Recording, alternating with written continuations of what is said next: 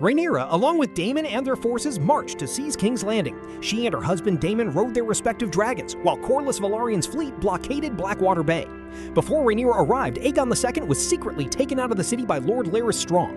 Afterward, Queen Alicent Hightower and Grand Maester Orwyle officially surrendered King's Landing inside the Red Keep.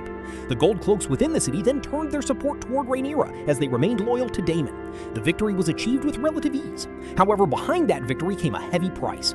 Rhaenyra inherited a nearly empty royal treasury, leaving her reign to immediately face a severe financial crisis. The economic crisis that followed after much of the royal wealth was moved by Aegon II's supporters slowly caused Rhaenyra's government to fall into disorder. The kingdom no longer had enough funds to run the government, let alone continue the war. Meanwhile, the Dance of the Dragons was still raging between the Blacks and the Greens, forcing Rhaenyra to seek additional sources of income. She then introduced policies that placed a heavy burden on the people, including raising taxes, imposing trade fees, and finding other sources of revenue to fund her rule and the ongoing war.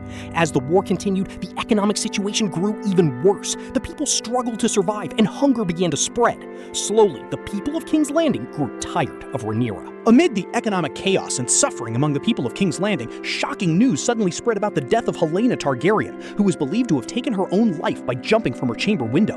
Rumors were then spread by supporters of the Greens, becoming a major issue as accusations emerged that Rhaenyra was involved in her death. In an instant, the people's hatred toward Rhaenyra grew even stronger.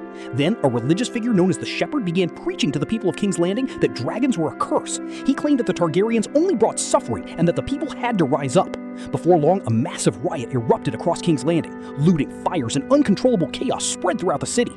The enraged people then stormed the dragon pit and killed the dragons. Rhaenyra became overwhelmed, lost the support of the people, and eventually abandoned King's Landing. Rhaenyra, along with her son Aegon III Targaryen, then traveled to Dragonstone amid the chaos that had consumed King's Landing. However, without her knowledge, forces loyal to Aegon II had already taken control of Dragonstone. One of her own men, Sir Alfred Broom, turned out to be a traitor who helped set a trap for her.